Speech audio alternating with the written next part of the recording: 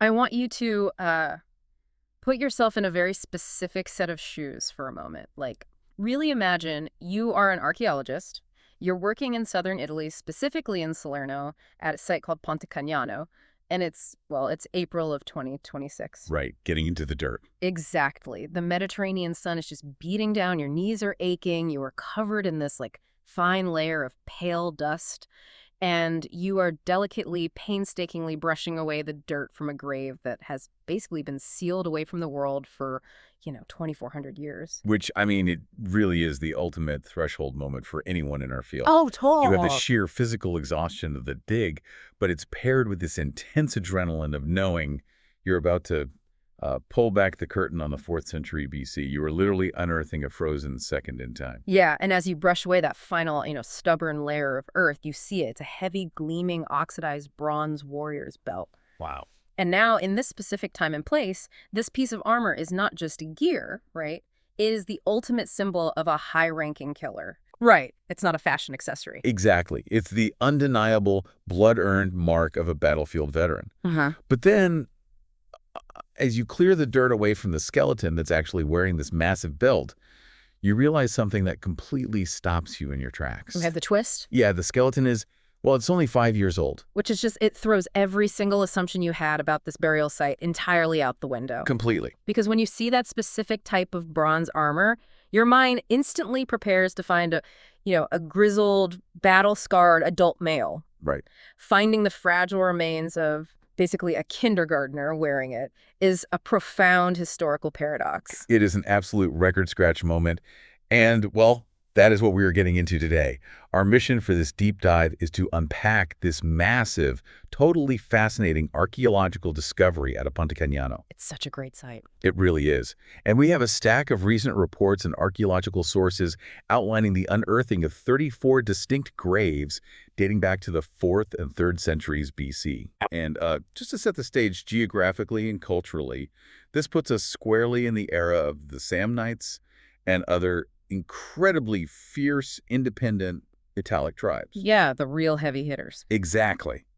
These are the societies that shared the Italian peninsula with the early Romans, and they were not secondary players. They gave Rome a massive bloody run for their money for generations. They really did. But what we want to figure out today is exactly why these ancient toddlers were buried in heavy top-tier military gear. Right, because it makes no sense on the surface. None at all. We're going to explore what this ancient display of power tells us about how human societies shift. And, well, maybe a bit more uncomfortably, what does it tell us about the modern expectations we still place on children today? Oh, the modern parallels they're definitely there. They really are. Okay, let's unpack this. Because to really understand the sheer shock of finding a 5-year-old wearing this bronze belt, we first have to establish what this belt actually meant to the adults who lived back then. Right, we really have to strip away our modern perspective here. Today, I mean, a belt is just a way to keep your pants up, right? Yeah, or maybe a minor fashion statement. Exactly. But the cultural and practical weight of this object, which is historically known as a zoster, was just immense. The zoster was a wide, substantial sheet of heavy bronze. So it's real armor. Oh, absolutely. In the chaos of an ancient shield wall, your shield covers your chest, your greaves cover your shins, but your lower abdomen is highly vulnerable to an upward spear thrust. Oh, yikes. Yeah, not a great way to go. The zoster was literal life insurance. It basically stopped you from being disemboweled. So it is a deeply functional piece of battlefield technology, first and foremost. But it evolves, right? It turns into something much bigger culturally. Oh, it becomes the absolute, undisputed status symbol of the era for these Italic tribes. Right. To frame this for you, imagine you're walking through a cemetery today, and you see the grave of a 5-year-old. But they're buried wearing the uniform of a 5-star general covered in combat ribbons. Right, or like they're clutching a Navy SEAL trident. Yes, a Navy SEAL trident is a perfect analogy.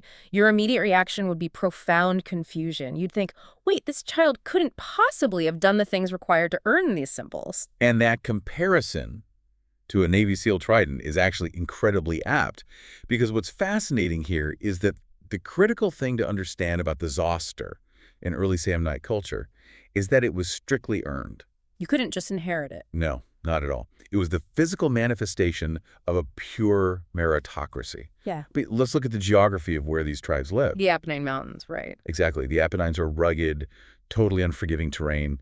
You have rival tribes in the next valley over, and you have the incredibly aggressive Roman Republic expanding right on your doorstep. Constant pressure. Constant.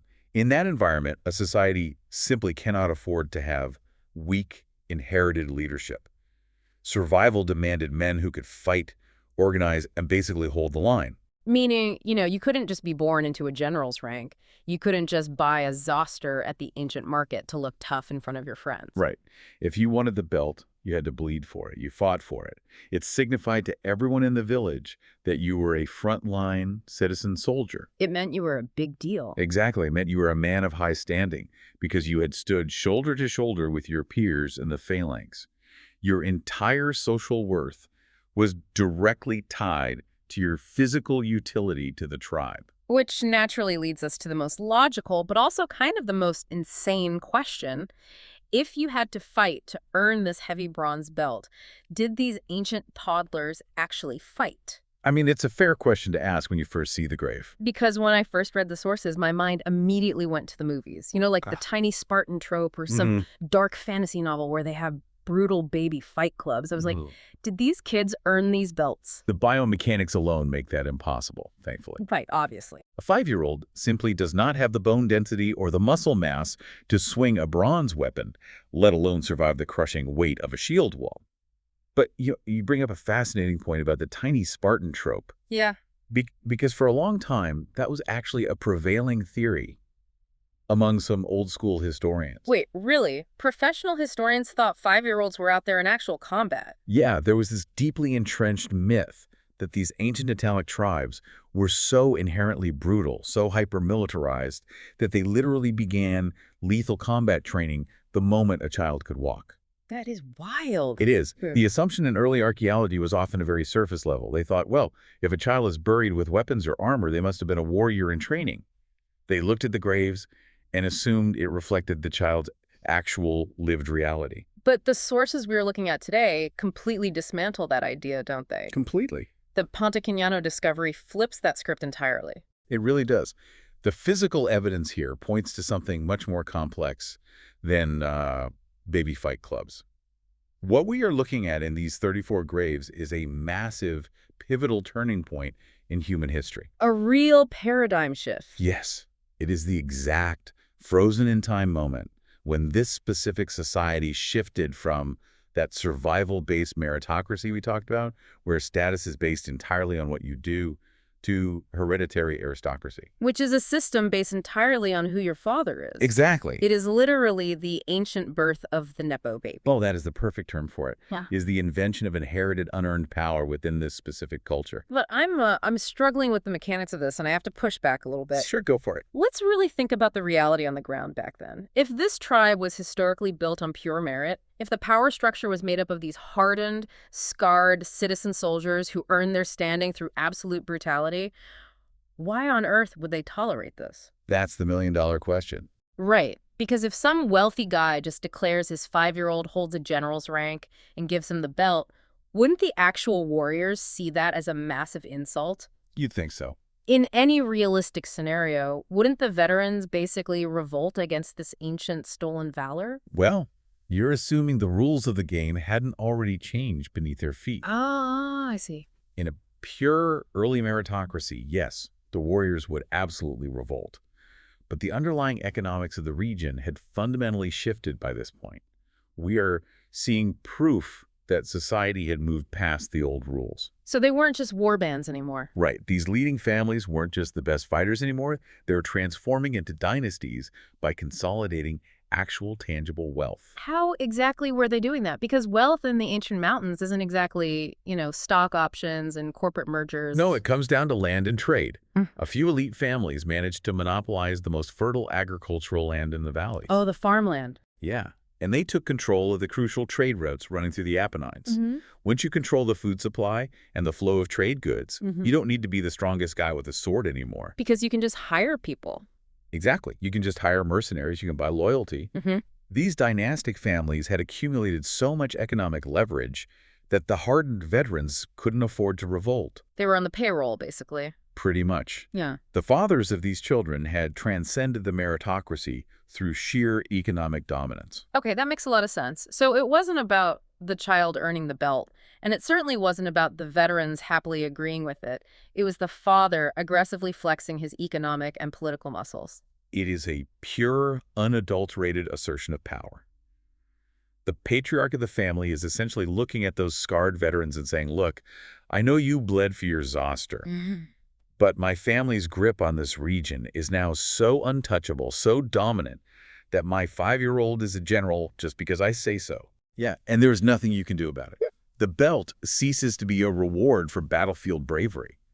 It becomes a physical manifestation of a bloodline's dominance. That is just, wow. Okay, so if the child definitely didn't fight for the belt, and as you described earlier, the belt is this incredibly heavy piece of functional bronze armor, it clearly wasn't for the child's own physical protection in daily life. No, not at all. Which means, well, the belt wasn't really for the child at all. It was a prop for an audience. The child is entirely secondary to the event. And that brings us to the reality of what these ancient funerals actually functioned as. Because they weren't quiet affairs. No, not even slightly.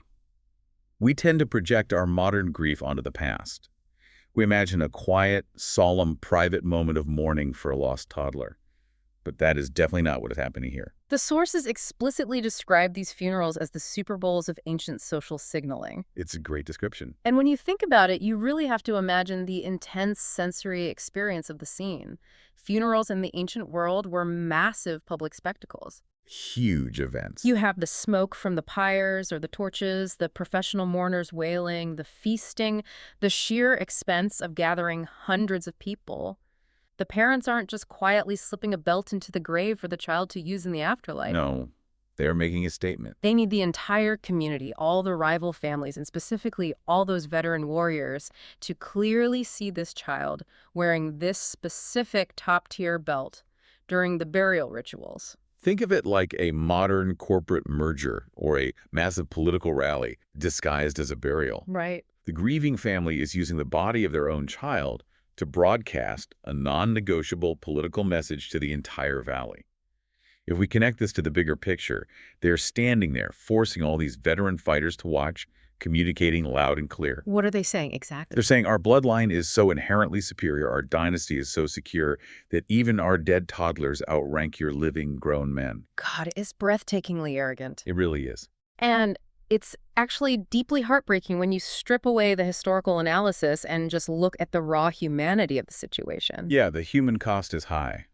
This child, who only lived to be 5 years old, never got to just be a kid.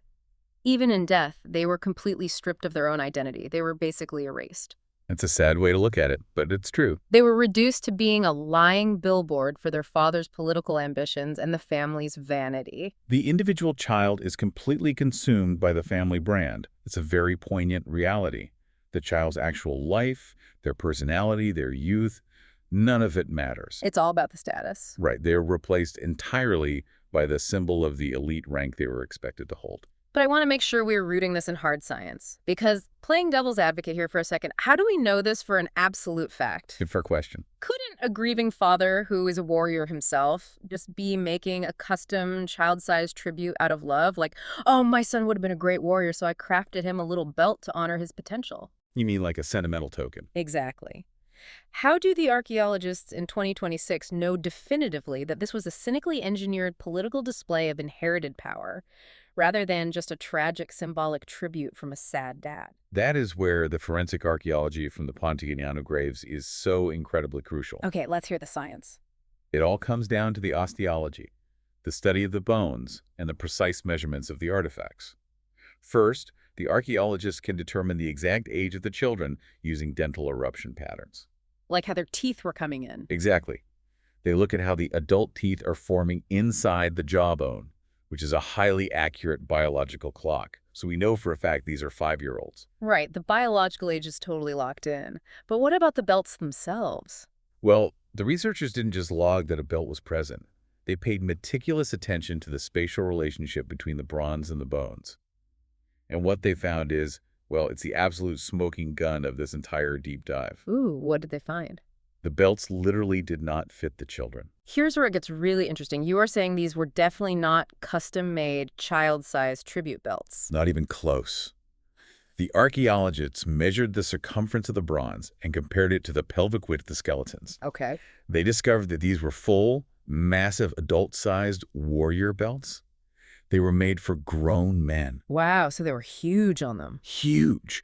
In some graves, this huge ring of heavy bronze was just laid awkwardly over the top of the small child's body, almost engulfing them entirely. Oh my gosh. And in other graves, the forensics show they actually took the adult belt and wrapped it twice around the toddler's tiny waist just to make it stay on. Wrapped it twice. That is incredible. So it is quite literally a physical hand-me-down of power. That is the perfect way to visualize it.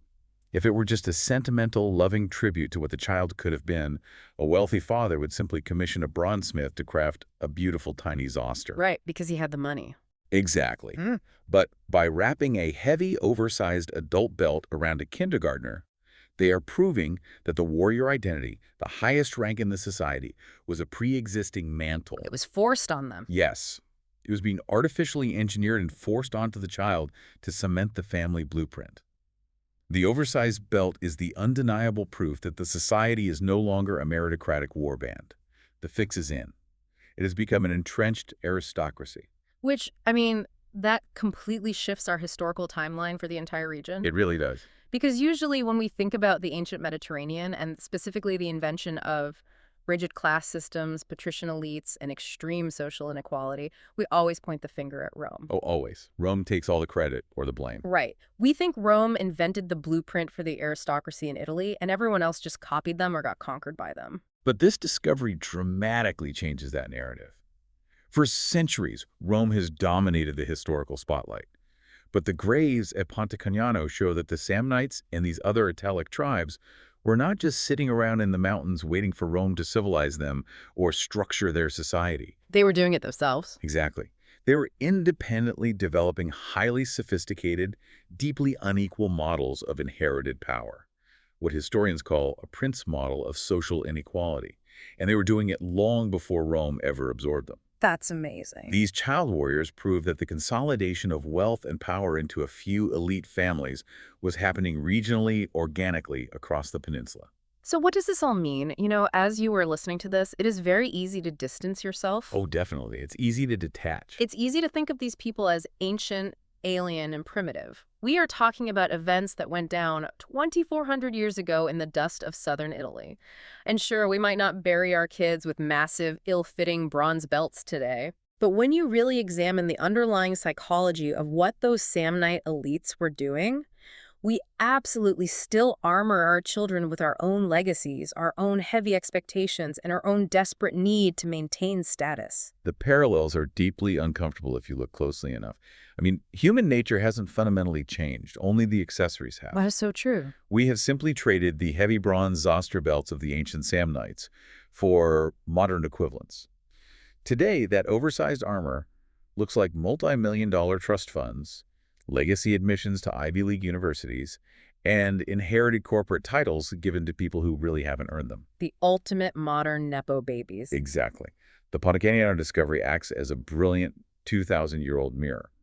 It forces us to ask ourselves a very pointed question when we look at the immense pressure and expectations we place on the next generation. Are we actually looking at the child and who they are? Right. Or are we just looking at the rank, the degree, and the status we desperately want them to hold for our own family's benefit? It is a heavy question, and it really strips away the illusion that we are so much more advanced than the people who lived in those valleys. We're still using the next generation to secure our own standing in the community. We really are. But there is one final piece to this puzzle that I want to leave you with, something for you to mull over long after we wrap up this discussion today. I like where this is going. We talked about how loud and arrogant these funerals were, but think about the psychology of that volume. If these ancient elites, these incredibly wealthy dynastic families who supposedly controlled all the land and trade, felt the absolute need to signal their power so loudly, so aggressively that they had to use the lifeless bodies of their own children to prove a point to their neighbors. What does that actually say about how insecure and fragile their grip on that power truly was? Because, you know, true, unshakable power rarely feels the need to shout. It is a profound realization The sheer spectacle of wrapping a toddler in adult armor reveals a deep-seated anxiety among the elite. Overcompensate. Big time. Yeah. The louder the display, the more terrified they likely were of the veterans realizing they could just take it all back by force. Exactly. The loudest guy in the room is usually the most terrified. Just something to think about the next time you see someone desperately showing off their status, whether it's an ancient bronze belt or a modern sports car. Totally.